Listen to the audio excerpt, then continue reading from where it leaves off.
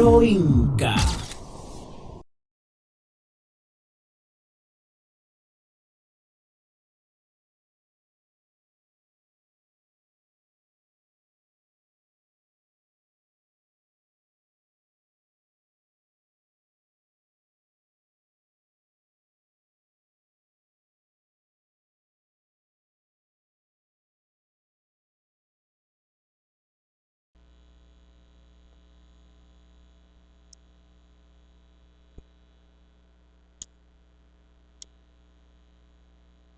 Recubrimiento. Es la capa exterior del concreto que recubre las barras. ¿Okay? Es el mismo que se obtiene durante el vaciado del elemento estructural. A partir de aquí vamos a empezar a llamar elemento estructural a la viga, columna, losa, etc. ¿Okay? Los frisos con mortero, aunque protegen del fuego y la oxidación, no se consideran como parte del elemento, del recubrimiento en el elemento estructural. ¿Okay? Esos frisos con mortero me van a proteger de fuego, me van a proteger de la oxidación en las barras de acero, pero no se considera como parte del elemento estructural. La dimensión del recubrimiento se escoge según la exposición del elemento estructural, es decir, si está a la intemperie o si está interior, o sea, que no está expuesto a la intemperie, el tipo de vaciado, si es contra el suelo, por ejemplo, o contra terreno, necesitamos tener un mayor recubrimiento para proteger de la acción del terreno al acero de refuerzo, riesgo de incendio, evidentemente, para evitar que las altas temperaturas lleguen al acero, que si es sensible, muy sensible a eso. Calidad del ambiente, por ejemplo, si estamos en un ambiente en la costa, vamos a tener un ambiente expuesto a mucho salitre. Entonces necesitamos proteger más el acero a ese salitre que podría causar la oxidación en él. ¿Okay? En el sismo de Ecuador, durante el terremoto de Ecuador que ocurrió hace poco, se pudo observar que había déficit en los recubrimientos o que incluso se preparaba el concreto con arena de playa como agregado fino y entonces, por supuesto, estábamos exponiendo al acero a todo ese salitre, a todos esos componentes que causan la corrosión y deterioran sus capacidades, ¿ok? Su capacidad de resistencia. En esta foto les dejo, fíjense que aquí en la foto a mano derecha, perdón, en la imagen a mano derecha tenemos un recubrimiento indicado como desde la cara del elemento hasta donde comienza el estribo, cara de estribo, pues podemos indicar un recubrimiento y ese recubrimiento tiene que tener unos valores mínimos, por ejemplo aquí si se puede apreciar son 7 centímetros para ambientes en contacto con la tierra, en contacto con el terreno o con ambientes muy corrosivos, 5 centímetros para elementos a la intemperie y 4 centímetros para elementos protegidos contra la intemperie. En losas podemos utilizar recubrimientos de 2 centímetros. ¿Okay? Fíjense en estos dispositivos o en la foto que tenemos acá, dispositivos que utilizamos para garantizar el recubrimiento que nos separan lo que es el encofrado del acero de refuerzo. Y dependiendo del recubrimiento que debemos colocar, pues seleccionamos el diámetro de este dispositivo. Otra opción es colocar, fíjense, estas especies de tacos, de una mezcla como de cementoso, un mortero, y pues estos tacos garantizan que el acero quede separado a una cierta distancia de lo que es su encofrado y evitamos este problema. Fíjense que cuando ustedes vean esto es que no está el recubrimiento garantizado. Entonces la altura útil que ustedes habían tomado en cuenta para el diseño pues no está garantizada. Y el acero está expuesto, fíjense como acá se observa en la imagen, a la corrosión y a su deterioro. Ventajas del concreto armado.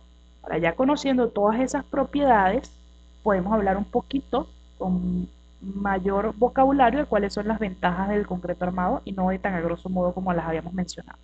La primera, resistencia al fuego. Fíjense que el concreto puede estar en contacto con el fuego unas 3 horas sin necesidad de utilizar recubrimientos antifuego. Es un muy buen comportamiento. ¿Okay? Rigidez. Minimiza vibraciones y desplazamientos laterales ante un sismo. Vamos a tener estructuras más rígidas porque el material es más rígido. ¿Okay? Y pues, se pueden minimizar vibraciones que ustedes pueden sentir, por ejemplo, en centros comerciales, eh, con estructuras de acero, ¿okay? Que tienen bastante tráfico de personas, bastante actividad, o alguna una edificación que tenga algún equipo que esté expuesta a vibraciones, o una maquinaria, pues entonces podemos disminuir esas vibraciones si utilizamos una estructura de concreto. Bajo mantenimiento. Poseen vidas útiles muy largas y no necesitan de gran mantenimiento. Disponibilidad de los materiales. Los materiales que forman el concreto, la arena, piedra, agua, cemento y acero, se consiguen fácilmente en grandes cantidades.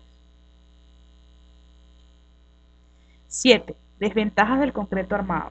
El proceso constructivo requiere el uso de encofrado y apuntalamiento, por supuesto para darle soporte a la estructura mientras ella tiene la capacidad o su resistencia suficiente para poder retirar ese apuntalamiento.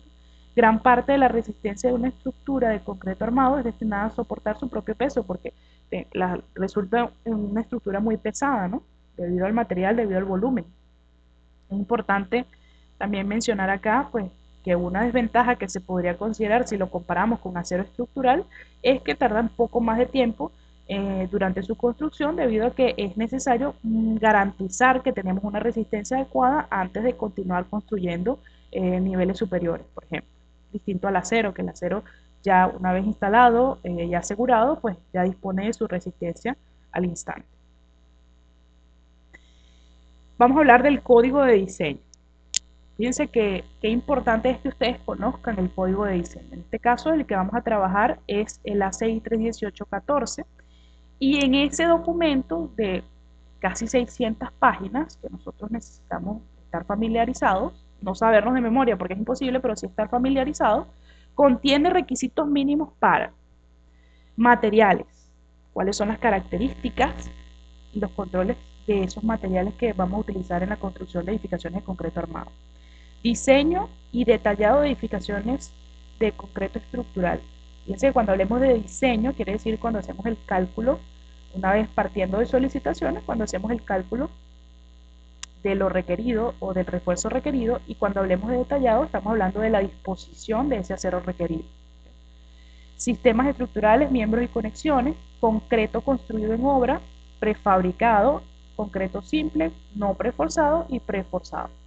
Fíjense que a pesar, por ejemplo, este curso se enfoca únicamente en el concreto no preforzado, pero fíjense que ese código también contiene normativa o criterios para elementos en concreto prefabricado y elementos en concreto preforzado.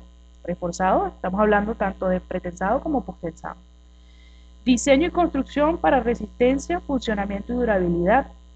Resistencia, como habíamos hablado, para proporcionar a los elementos estructurales la resistencia mínima, ¿okay?, para unas combinaciones de carga hipotéticas, y los requisitos de funcionamiento y durabilidad, por ejemplo, el control de deflexiones va a ser un requisito de funcionamiento. Combinaciones de carga, factores de carga y de minoración de resistencia.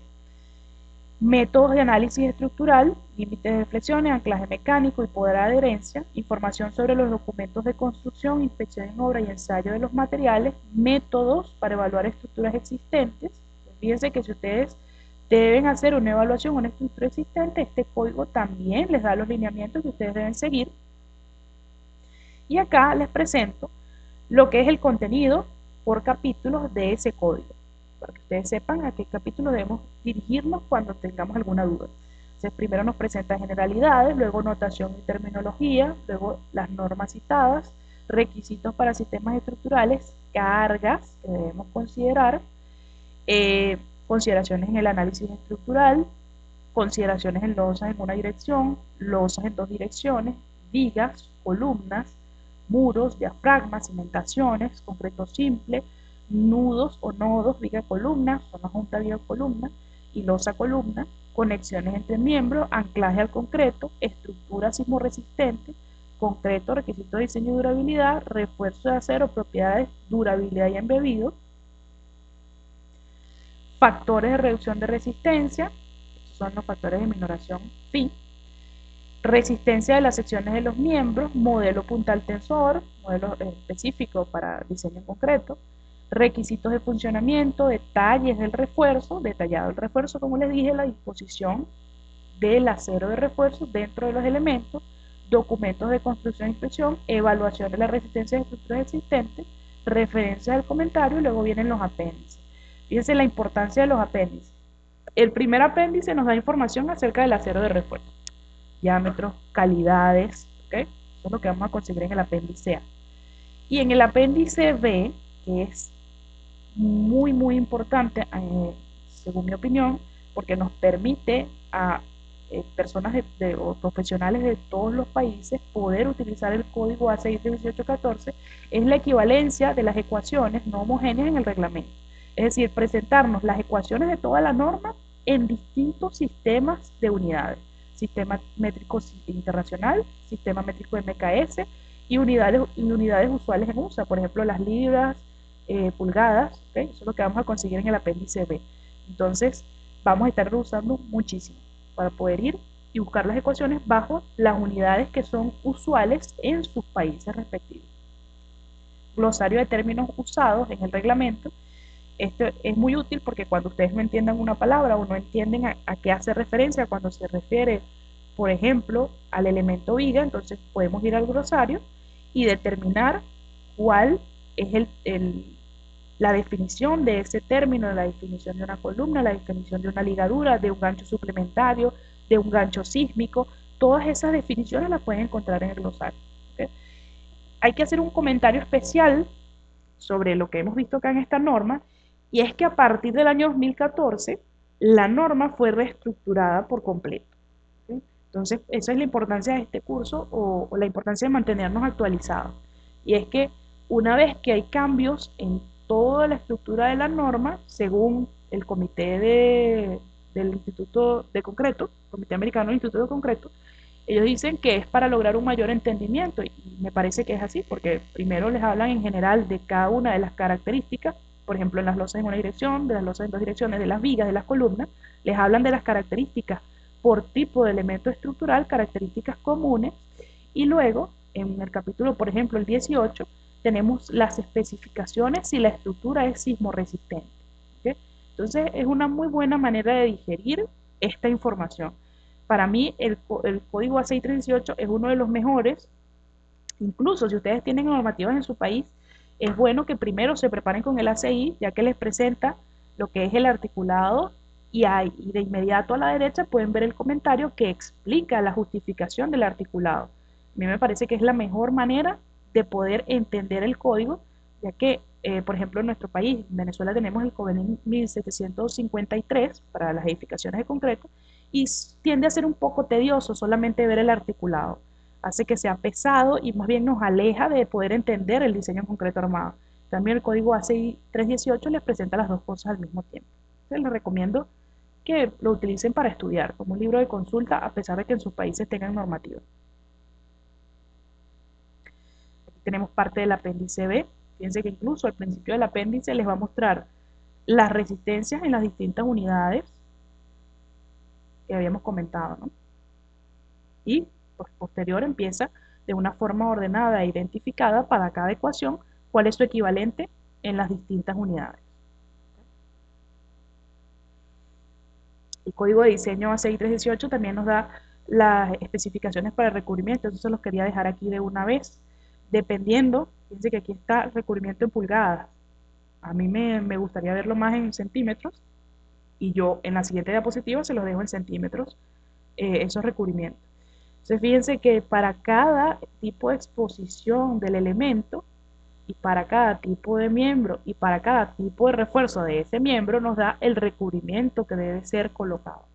En este caso, por ejemplo, si estamos hablando de un elemento construido contra el suelo y permanentemente en contacto con él, sin importar cuál es el tipo de miembro ni el refuerzo, se utilizarán 3 pulgadas, que serían 7.5 centímetros o 7 centímetros de recubrimiento, ¿okay? Para proteger el acero del contacto con el terreno. Entonces, para cada uno de los elementos, ustedes podrán conseguir cuánto es el recubrimiento que debemos respetar. Aquí está también las barras estándar, según norma STM, cuál es la barra según su designación, el diámetro en pulgadas, el área nominal, peso nominal. Ustedes deben evaluar si les interesa verlo en libras por pie, o si les interesa, por ejemplo, ver peso en kilogramos por metro. Depende de las necesidades de su país. Aquí está puesto en centímetros el recubrimiento especificado. Se los dejo acá para que tengamos esta tabla de consulta cuando estemos haciendo cualquier tipo de todos estos elementos estructurales. Entonces, por ejemplo, si no está expuesto a la intemperie ni en contacto con el suelo, entonces si es una losa, si es un nervio o si es un muro, aquí están. Estamos utilizando barras mayores a 1 y 3 octavos, 4 centímetros. Si son barras menores o hasta 1 3/8, pues 2 centímetros. ¿Ok? Estamos hablando de vigas, columnas y pedestales, y esa sería la armadura principal. Ojo, armadura principal es la armadura longitudinal, estribos, sería la transversal, espirales también transversal, estribos cerrados para confinamiento, pues estamos hablando de que debemos colocar unos 4 centímetros. Fíjense entonces que el código nos da cuáles son esos recubrimientos de los que habíamos conversado anteriormente. Este código necesita códigos complementarios. ¿Okay? Códigos complementarios respecto al diseño sismo resistente, respecto a las acciones, sobre las edificaciones, por ejemplo, acciones de viento. Entonces, ustedes, según su país, necesitan utilizar el código respectivo. Por ejemplo, el ACI hace referencia a la SCE 710. Este contiene las cargas mínimas de diseño para edificaciones y otras estructuras. Esto sería lo que utilizan los americanos, esta norma. En el caso de Venezuela, por ejemplo, nosotros utilizamos criterios y acciones mínimas para el proyecto de edificaciones. También pues, tienen que conocer la norma referente a edificaciones sismorresistentes de su país. Esto sí es importante que sea de su país, no podemos colocarlo con otra normativa o sustituirlo con una normativa americana porque las las normativas locales de edificaciones sismorresistentes contienen las aceleraciones de diseño y la aceleración es algo local, ¿no?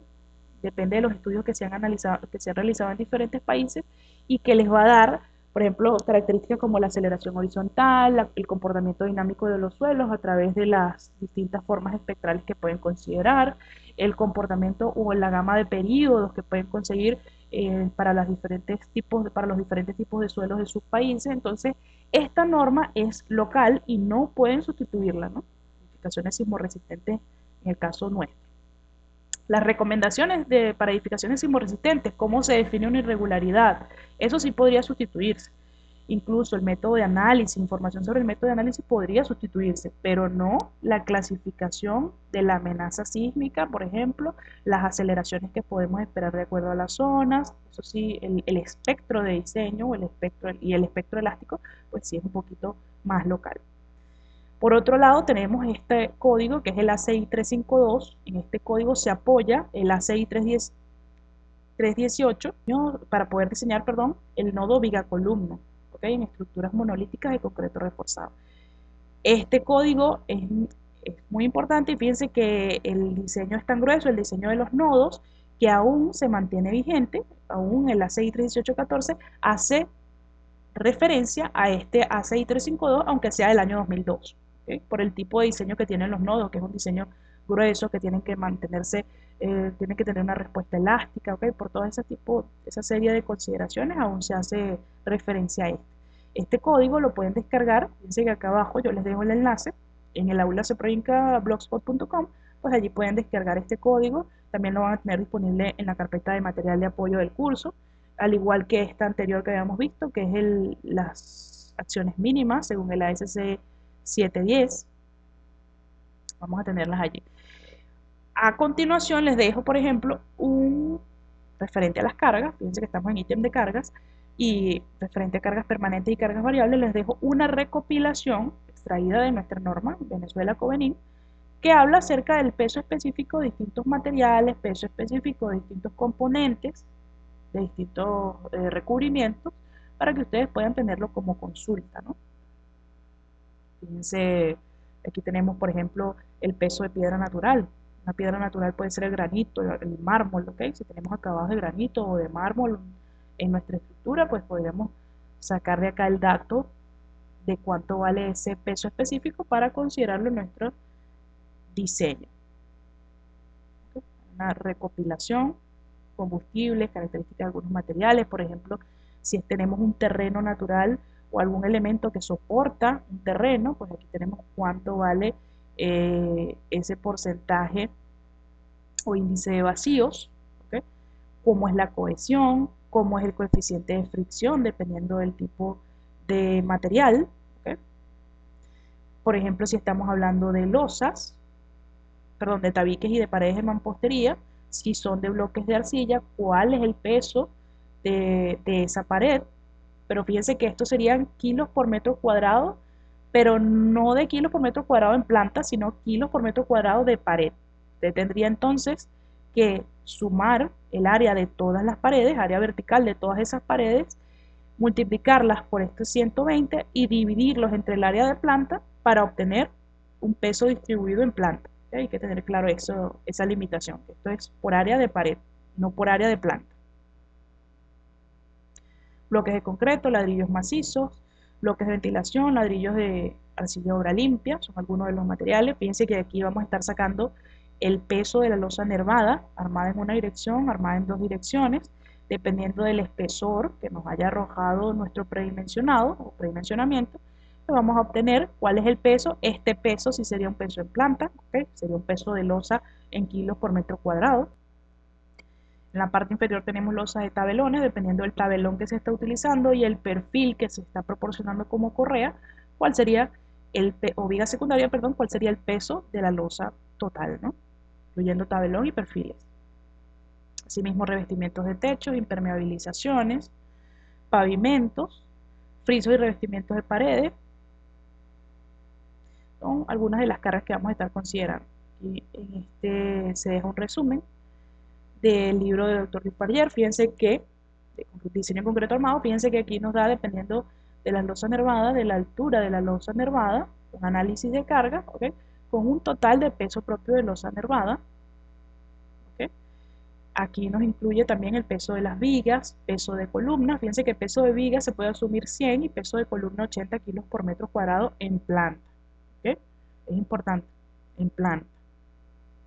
Tabiques o tabiquería, 240. Y voy a detenerme aquí un segundo porque yo necesito que ustedes recuerden siempre que esta debería ser la carga por tabiquería mínima que ustedes van a utilizar en sus proyectos.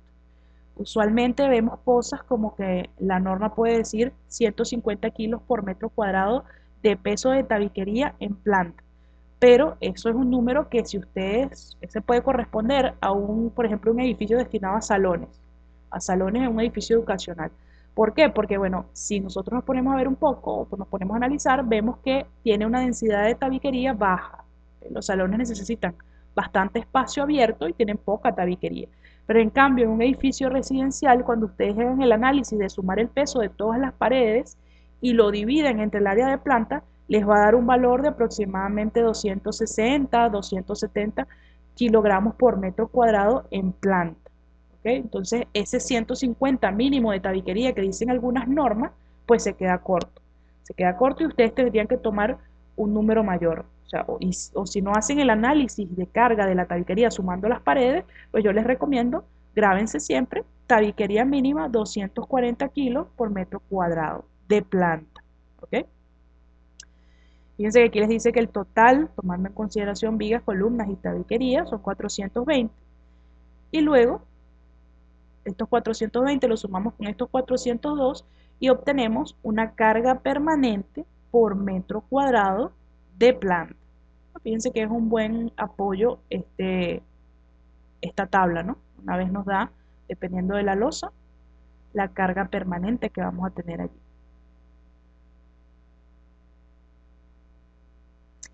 Respecto a las cargas variables, por supuesto, refrescarles un poco que dependen del uso de la edificación y de la concentración de público que puede tener esa edificación. Por ejemplo, me gustó mucho esta gráfica porque les ilustra el nivel de concentración que existe o que puede existir en distintas zonas. Por ejemplo, fíjense, esto corresponde a un nivel de concentración tal que me genera 200 kilos por metro cuadrado de carga variable. 300, 600, 700, 400, 500 kilos por metro cuadrado. Si ustedes recuerdan de cuando lo han hecho, por ejemplo en escaleras nosotros debemos considerar una concentración de 500 kilogramos por metro cuadrado. Fíjense que se corresponde con este caso. Este es el nivel de concentración que nosotros esperamos en una escalera, ya sea un edificio residencial, por ejemplo, y es porque, claro, una escalera es una vía de escape. Pero fíjense cómo estas imágenes nos dan idea de lo que se espera. Dependiendo de entonces el uso de la edificación y del área, si estamos hablando de áreas públicas, privadas, áreas con asiento fijo, áreas de estacionamientos, azoteas, dependiendo de la intersección del tipo de edificación junto con el área, pues vamos a obtener la carga variable que nosotros debemos aplicar. Por ejemplo, fíjense en esto, viviendas unifamiliares y multifamiliares, estamos hablando de que en áreas públicas deberíamos considerar 300 kilos por metro cuadrado. ¿Ok? En azoteas o terrazas, por ejemplo 100, en balcones 300, fíjense cómo cada uno de estos ítems nos está dando, intersectando el tipo de edificación con el área, nos va a dar la carga variable que deberíamos estar considerando en cada una de las áreas. ¿Ok? Hay que realizar un incremento de fuerzas verticales por impacto, es importante que ustedes también lo tengan presente. Por ejemplo, si estamos diseñando apoyos de ascensores, hay que incrementar en 100% las cargas de impacto, en ausencia de los datos técnicos del fabricante del equipo. Los incrementos de las cargas variables verticales previstas serán los indicados en esta tabla. Si estamos hablando de una vía de sustentación de grúas móviles, si esa viga es la que nosotros estamos diseñando, entonces fíjense que si es una grúa operada desde cabina o grúa operada mediante controles colgantes, aquí está el nivel de incremento que nosotros tenemos que hacer en esas cargas, en esas fuerzas variables de esos distintos equipos. Estamos hablando de apoyos de maquinaria, si estamos hablando de barras para suspensión de pisos y balcones, también debe ser considerado un cierto incremento en la carga vertical para considerar el impacto. Asimismo, deben considerarse fuerzas horizontales por impacto, que están especificadas aquí, fuerza transversal, fuerza longitudinal. Cuando tengan la duda acerca de que si el movimiento de un cuerpo o el movimiento de un componente, por ejemplo el caso de los puentes grúas, de galpones que se utilizan para transitar la carga desde un sitio hasta otro dentro de un galpón, ¿okay? Pues fíjense que ese movimiento sí tiene un efecto y ese efecto se va a ver reflejado en el incremento de las cargas actuantes a través de estas disposiciones. Aquí tienen una tabla donde también esto también está extraído del libro de concreto armado del doctor Farnier, que vamos a ver ahorita al final. Y según esta tabla, pues tenemos para distintos tipos de edificaciones un resumen de las distintas cargas que deben considerarse para el diseño, ¿okay? Dependiendo del área. Es una tabla similar a la tabla un poquito más extensa que vimos anteriormente. Si por ejemplo una construcción deportiva, tribunas, graderías, pues estamos hablando de una concentración de 500 kilos por metro cuadrado de carga, como carga variable. Si estamos hablando de los vestuarios o sanitarios, pues sabemos que son áreas un poco más privadas donde la concentración no es tan alta y se utilizará 175 kilos por metro cuadrado. Las combinaciones de carga que mencionábamos en el diseño por estados límite, pues las contiene el ACI 31814. Y fíjense que están acá.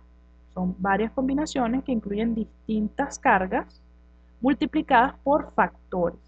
¿Okay? Fíjense, por ejemplo, cuando vean la D, se refiere a cargas muertas de servicio o cargas permanentes. Cuando vean la L, cargas vivas de servicio. LR, vivas de techo. S, cargas de servicio por nieve. R, cargas de lluvia, ¿okay? Por acumulación de agua por lluvia. E, es efectos de fuerzas horizontales y verticales inducidas por sismo. Y W es el efecto de la carga por viento. Todas esas cargas están contenidas en las combinaciones. Y fíjense, por ejemplo, que no tenemos cargas accidentales o cargas no ordinarias, cargas extraordinarias actuando en conjunto. Por ejemplo, aquí, si se coloca nieve, pues no se coloca lluvia. Si se coloca carga viva, pues no se coloca viento y viceversa, ¿no? Entonces se van generando una serie de combinaciones. Es complicado que pues, tengamos una nevada y además venga el viento, o que tengamos una carga variable por completo, esté a su máxima capacidad y además venga el viento actuando contra la edificación, pues es lo que se hace un poco probable y por eso se considera una o la otra carga. Fíjense que ellas están acompañadas por factores, ¿no? Cada una tiene un factor en las combinaciones. El factor asignado a cada carga está influenciado por el grado de precisión con el cual normalmente se puede calcular la carga. Por ejemplo, una carga permanente la podemos calcular con mucha precisión respecto al uso real de la edificación. Entonces, por eso, usualmente, tenemos que las cargas permanentes, que tienen una mayor precisión, tienen factores menores a los que tienen la carga, por ejemplo, la carga variable, donde la incertidumbre es un poco mayor. Entonces, aquí está esa justificación. Se permitirá reducir a 0.5 el factor de carga viva, L, en las ecuaciones 531 C, D y E, estamos hablando de C, D y E, excepto para A, B o C. Es decir, vamos a poder reducir ese factor que acompaña a L, L aquí, L aquí y L aquí a 0.5, a menos que se trate de estacionamientos, áreas de reunión pública, por ejemplo un estadio o un centro comercial, y en todas las áreas donde L sea superior a 100 libras por pie. Entonces fíjense que en esas combinaciones pues podemos reducir el factor de carga viva a 0.5. Recordemos que la carga variable entonces debe incluir cargas vivas concentradas, vehiculares, si estamos hablando de una edificación de estacionamiento, por ejemplo, cargas de puente grúas, cargas de pasamanos, guardarrieles y sistema de barrera vehicular, efectos de impacto y efectos de vibración. Todo eso tiene que estar cuantificado en ese caso de carga L que nosotros vamos a utilizar en esta norma. Finalmente, pues quisiera dejarles la bibliografía recomendada. Este primer libro es un libro muy bueno, es mi favorito realmente, es El concreto armado, comportamiento y diseño del Dr. Luis Farrier. Es un libro, la parte buena o la parte impresionante de ese libro que te enseña algo distinto cada vez que lo abres, es que contiene todo desde el punto de vista de la práctica, o sea, contiene las teorías, pero también te contiene simplificaciones para la práctica. Como ustedes vieron, tablas resumidas, donde nos indica cuáles son las cargas que debemos considerar, cuáles son los casos más desfavorables, cuáles son las simplificaciones que podemos hacer, pues por eso es uno de mis libros favoritos. También tenemos el libro de diseño de estructuras de concreto de Arthur Nilsson y el edificio de estructuras de concreto reforzado de Park y Polley, que a pesar de que pues, ya tiene sus años, es un libro que era fue muy bueno, muy novedoso para su época y todavía mantiene vigentes muchísimas teorías. Entonces, pues son los tres libros que les recomiendo. Con eso entonces finalizamos esta presentación introductoria y podemos empezar entonces a ver un poco acerca de predimensionado, acerca de los tipos de estructuras de concreto armado y también vamos a poder empezar a hablar de diseño, una vez que hemos nivelado ya estos conocimientos básicos e introductorios. Muchísimas gracias por prestar atención, muchísimas gracias por su participación y espero que haya sido de provecho esta sesión. Hasta luego.